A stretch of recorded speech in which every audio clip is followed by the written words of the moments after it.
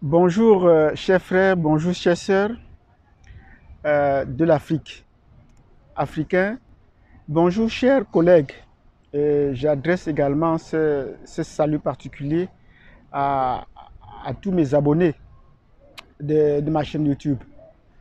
Ce message aujourd'hui s'adresse particulièrement aux enseignants africains au Canada et particulièrement à ceux avec qui nous partageons la plateforme WhatsApp. Pour le moment, nous sommes encore plus sur la plateforme WhatsApp. Et je leur adresse donc tous un salut particulier. Cette année, ça fait un bout de temps que nous sommes ensemble sur la plateforme et nous sommes dans une dynamique un peu croissante. Nous sommes dans une dynamique croissante. Pour ceux qui me découvrent pour la première fois dans cette vidéo faite sur YouTube, vous savez que c'est l'occasion de vous abonner, de liker la vidéo et surtout de cliquer sur la notification pour les prochaines vidéos que nous allons publier. Et nous allons publier déjà d'autres vidéos, non pas seulement en rapport avec l'éducation au Canada, mais également en rapport avec d'autres thématiques comme sur le plan juridique, comme sur le plan social, et sur lesquels nous allons venir. Nous sommes qu'au début du chemin. Et si vous voulez nous joindre dans cette aventure, il est important de vous abonner, de cliquer sur la cloche de notification. Parce que sur notre chaîne YouTube, nous voulons promouvoir ou construire une communauté africaine et une communauté francophone particulièrement qui s'épanouit, qui s'émancipe et qui s'épanouit. C'est ça l'objectif de ma chaîne YouTube. Une communauté africaine francophone qui s'émancipe intellectuellement et qui s'épanouit socialement. Voilà. Donc, si vous voulez nous joindre dans cette aventure, en tant qu'enseignant, en tant qu'acteur de l'éducation, n'hésitez pas à vous abonner et à nous joindre sur notre lien WhatsApp. Celui qui vous parle, c'est votre humble serviteur Basile Téné. Et vous me connaissez bien. Pour ceux qui ne me connaissent pas, c'est moi qui suis le créateur ou le fondateur de la plateforme WhatsApp qui regroupe les enseignants africains au Canada en général. Et nous avons intitulé au départ All African Teachers in Canada. C'était un nom en anglais, bien sûr. Bon, ben, avec le temps, on pourra toujours reconstruire ou donner une autre signification, une autre définition. De quoi est-ce que nous allons parler aujourd'hui? Sur quoi va porter notre message? Si déjà cette introduction a été intéressante et vous voulez en savoir plus sur l'objet de ce message, installez-vous confortablement et on se retrouve donc dans un instant. Bienvenue donc sur cette chaîne.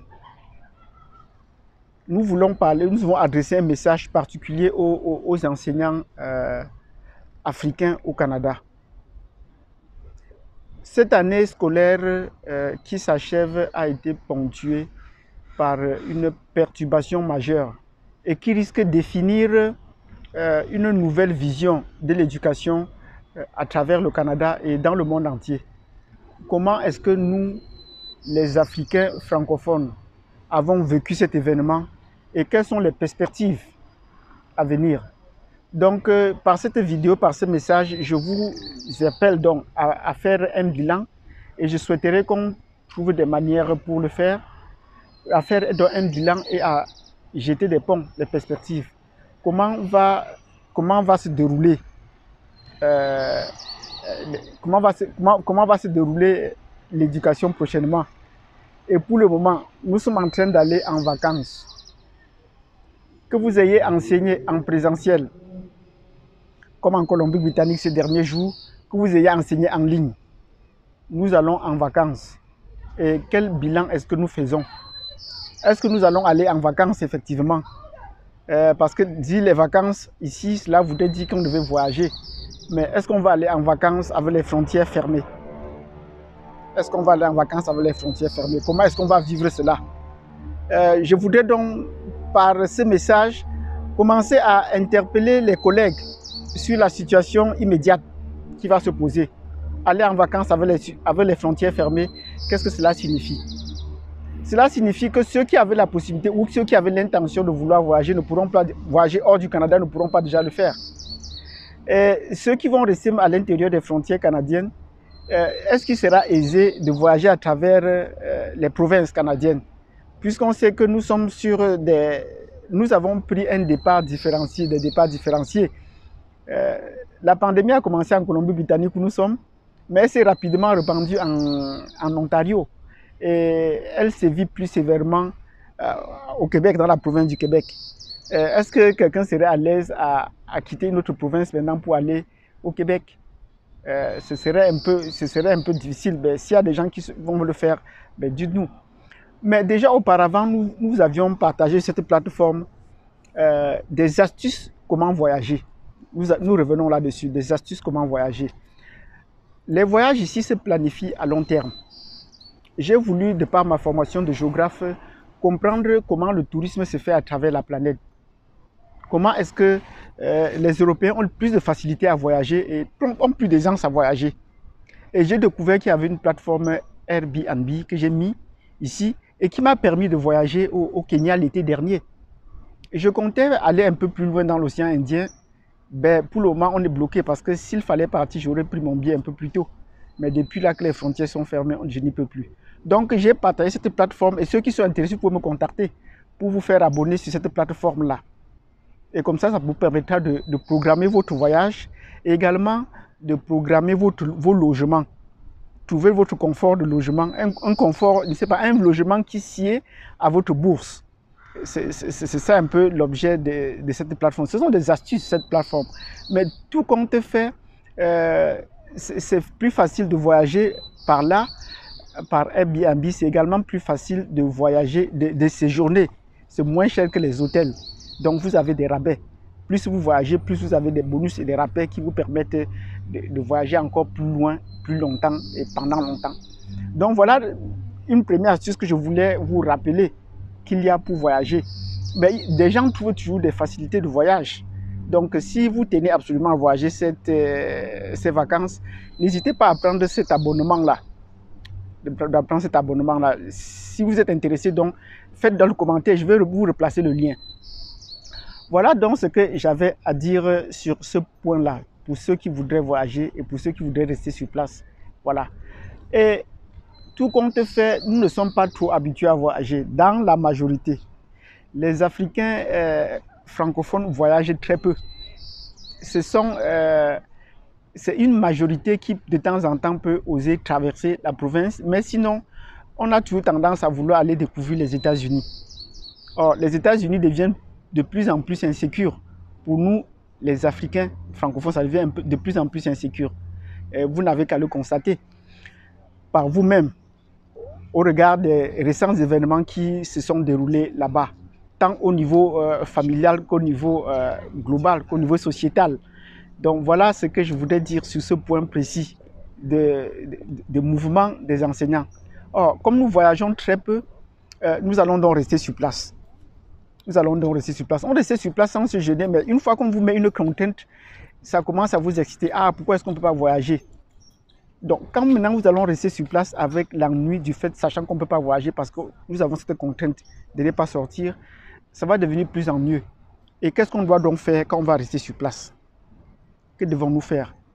Qu'est-ce qu'on doit faire? Moi, je vous apporte une suggestion. Est-ce que vous ne pensez pas qu'on pourrait organiser des sessions Zoom pendant lesquelles nous devions essayer de faire des échanges sur des thèmes variés? Vous pouvez faire des suggestions de thèmes. Pour ma part, je pourrais par exemple vous faire la suggestion d'un thème portant sur les aspects sociaux. Donc on ne se focalise pas seulement sur les aspects professionnels. C'est vrai qu'au départ de cette plateforme, nous avons dit que nous voulons juste nous focaliser sur les aspects professionnels. Mais nous nous rendons compte qu'au fur et à mesure que le temps avance, les aspects professionnels sont très impactés par les allures sociales, par les effets sociaux qu'il y a autour de nous. Est-ce que nous prenons toute la mesure pour être épanouis sur le plan professionnel? Pour ma part, je me rends compte que ce n'est pas le cas. Si nous voulons être épanouis sur le plan professionnel, il faudrait que nous prenions des actions sur le plan social. Et je vous ai demandé la permission la dernière fois pour essayer de faire une publication sur le plan juridique.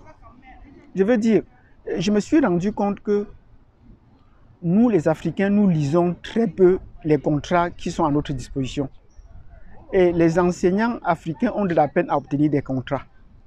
Et quand nous avons des contrats, même nous les signons sans trop les comprendre. Même pendant l'exécution du contrat, on a toujours des petites failles parce qu'on n'a pas lu le contrat. Et pour mettre fin à ce contrat, c'est toujours l'employeur qui a le dessus parce que nous doutons du contenu du contrat. Donc pour tous ces éléments du début du contrat, de l'exécution du contrat, aussi bien que de la fin du contrat, parce qu'on trouvera rarement mal un Africain qui va prendre l'initiative de rompre son contrat. Il va toujours se culpabiliser d'abord et ça ne permettra pas qu'il soit épanoui où il va. Or, s'il avait déjà un conseiller juridique, ça pouvait lui permettre de pouvoir bien lire son contrat. C'est la raison pour laquelle j'ai pensé que l'encadrement juridique était très important pour qu'on puisse être épanoui sur le plan professionnel. Ne plus exécuter des tâches en doutant qu'on doit être culpabilisé, on doit faire des fautes ou pas. Même s'il arrive que vous fassiez des fautes, vous avez un conseiller juridique pour vous dire comment vous tenir. Donc voilà à peu près un élément sur lequel je pense qu'on pourrait échanger davantage. Et je remercie tous ceux qui ont répondu favorablement à cet appel de se prendre une assurance juridique, de se prendre une protection légale. C'est une protection légale pour pouvoir se protéger au moment venu. Donc merci à tous cela et j'attends encore que les autres se connectent. J'attends encore que les autres prennent cette assurance-là. Parce que c'est une assurance individuelle, mais qui permet d'avoir un impact sur le plan social. Qui permet d'avoir un impact sur le plan social. Si la police interpelle un enseignant africain, une fois, il a un avocat, un deuxième, il a un avocat, un troisième, il a un avocat, on saura désormais que nous connaissons la loi. Mais dès qu'on vous interpelle et que vous voulez résister déjà parce que vous ne connaissez pas la démarche, ça pose problème.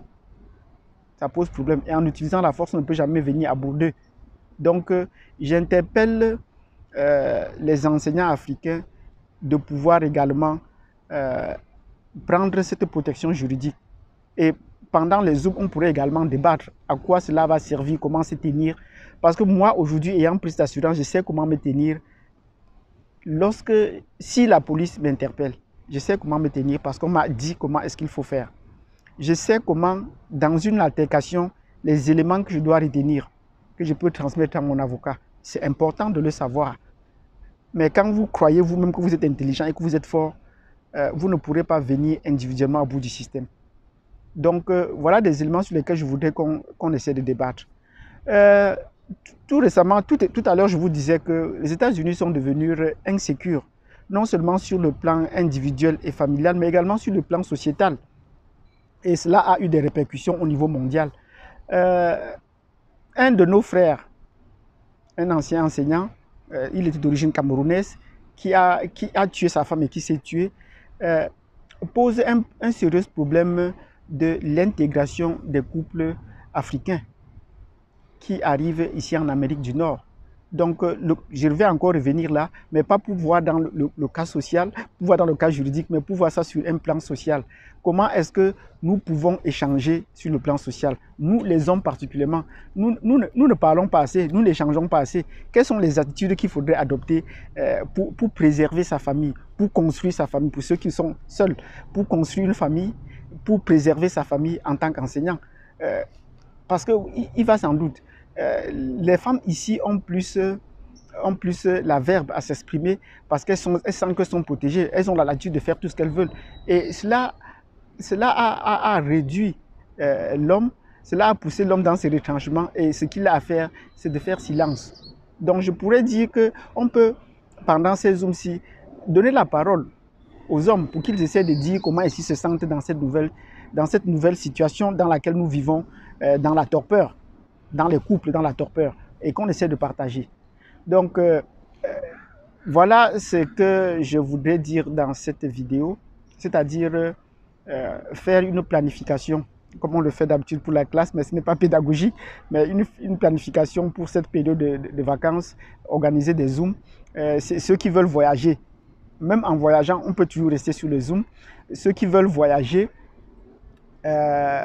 ils savent, je leur propose des liens qui peuvent leur permettre de voyager. Et comme ça, si là, il y a des astuces ce dernier temps pour voyager, vous pouvez nous faire signe et on va trouver une astuce comment vous faire voyager. comment vous pouvez faire voir, ou partager avec les autres, ce serait toujours intéressant d'en savoir. Et également, nous allons donc essayer de discuter des questions professionnelles pour préparer l'année prochaine. Je ne voudrais pas être trop long. Je vous remercie de m'avoir suivi jusqu'au bout, pour ceux qui m'ont suivi jusqu'à ce moment. Si la vidéo a été intéressante, vous me mettez un pouce. Si la vidéo ne vous a pas plu, faites également le pouce contraire. Mais il serait plus intéressant de laisser un commentaire pour nous signifier que vous êtes passé par là, que vous êtes passé par ici, que vous avez apprécié ou que vous n'avez pas apprécié les thèmes qu'on pourrait ouvrir. Parce qu'il y a beaucoup d'autres thèmes sur lesquels nous allons débattre pendant ces congés-ci. Ça, ce n'est qu'un début. Je vais peut-être venir une fois par semaine pour apporter des nouvelles suggestions qui pourraient nous amener à travailler. Donc, de nouvelles suggestions, je veux dire toujours dans le cadre de notre plateforme des enseignants. Parce qu'il y a beaucoup d'autres choses qu'on va faire. C'est la raison pour laquelle je vous invite de vous abonner sur la plateforme YouTube déjà. Et à partir de là, on va essayer d'échanger. Merci de m'avoir suivi jusque-là. N'oubliez pas de vous abonner, de cliquer sur la cloche de notification. Et je vous donne rendez-vous à la prochaine vidéo. Merci.